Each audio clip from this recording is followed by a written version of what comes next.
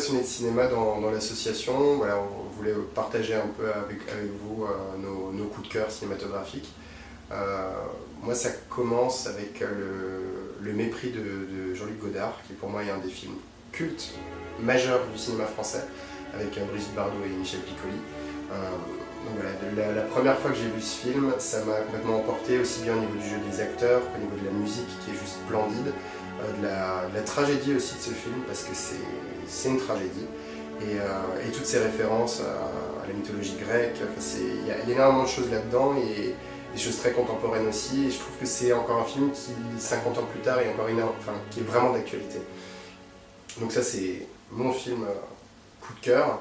Et après, en termes de Madeleine de Proust, je vais vous parler des Parapluies de Cherbourg. On reste dans le cinéma français.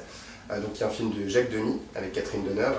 Et là où ça m'évoque des souvenirs, c'est cette scène qui est assez mythique entre Geneviève et Guy qui se quittent sur le quai de la gare de Cherbourg, sur la musique de Michel Legrand qu'on connaît, qui est Les Adieux déchirants. Et voilà, parce que je pense que comme pas mal de gens, j'ai déjà vécu cette situation de devoir dire adieu à la personne qu'on aime sur le quai d'une gare. Donc voilà, c'est un film qui me parle énormément pour ça et qui me bouleverse à chaque fois que je le vois ou que j'entends la musique. Voilà. Et il y en a un deuxième qui est Les Amours imaginaires de Xavier Dolan. Pareil pour les mêmes raisons, parce qu'on a déjà tous cru qu'on était aimé par la personne qu'on aimait, et en fait non. Donc voilà, c'est des choses c'est des thèmes qui me tiennent beaucoup à cœur, et Xavier Dolan particulièrement parce que c'est mon réalisateur préféré en ce moment-là. Je trouve qu'il a fait un sans faute, il a fait ses 5 films, c'est un sans faute, et j'attends impatiemment la sortie du nouveau, qui est une adaptation de la pièce Juste la fin du monde de Jean-Luc Lagarce, qui est une très belle pièce d'ailleurs, je la recommande à ceux qui ne l'ont pas lue. De mon côté, mon coup de cœur est beaucoup moins poétique que ceux de Florian. Je suis passionnée des films de gangsters américains. Et mon film préféré, tous les temps, c'était Une fois en Amérique, de Sergio Leone. C'est le dernier film de Sergio Leone, c'est le plus beau film de Sergio Leone, pour moi en tout cas. La bande originale est juste géniale, et c'est pour moi le plus gros film de gangsters. Et aussi un des plus grands films qui a été fait sur la prohibition en Amérique. Et aussi parce que je suis une grosse fan de Robert De Niro, forcément. Et ça va me permettre juste de renvoyer, parce que mon film en termes de Madeleine de Proust, c'est New York, New York. Pourquoi déjà parce que c'est juste une histoire d'amour passionnelle, déchirante, et comme on a peut-être aussi tous déjà vécu. Les Amélie est juste magnifique dans ce film. Et pour la petite anecdote, c'est un film qu'on regardait très souvent avec ma tata. Je crois qu'on a dû le voir une vingtaine de fois. On se faisait des soirées New York, New York. Voilà, c'était juste merveilleux. Donc voilà, mes 2 coups de cœur. Alors nos nanars. Alors on va commencer par les nanars assumés, les nanars qu'on conseille. Florian, déjà toi? Ouais, alors moi c'est un bon nanar.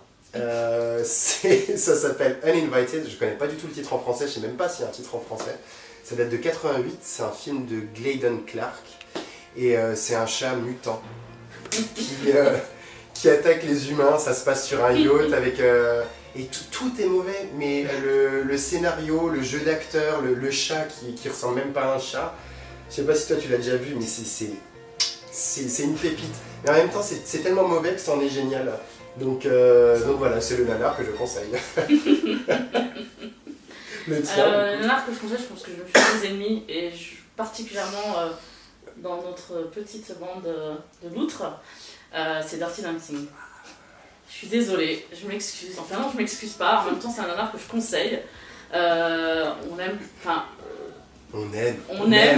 On adore les yeux de Patrick Swayze, oui. Mais qu'est-ce qu'on n'aime pas les répliques, hein. Quand même. C'est vrai. Mais il faut le voir, et il est cultissime. Ah, n'est-ce pas? Ouais. C'est cuculte. C'est cuculte. Ah, c'est cuculte. Voilà. Désolée, Midi.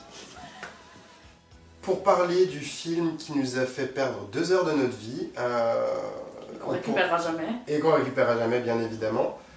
Qu'on aimerait bien, mais que finalement... On peut en parler tous les deux parce qu'en fait on a vu ce film ensemble. au cinéma en plus. Est-ce qu'on l'assume? On l'assume d'être allé le voir quand même? Écoute, oui. Ouais, on l'assume, mais on a un c'est fond fait. quand même. C'est 1, 2, 3, 50 Shades of Grey. C'était, comment dire, alors ça c'est le nanar qu'on ne conseille pas du tout, pour les raisons qu'on connaît tous. C'est mauvais, c'est mal écrit, c'est mal joué, c'est cucu, c'est tout est mauvais, et on ne récupérera jamais ces 2 heures. Voilà. Voilà. Au moins on les aura passées ensemble. C'était comme ça.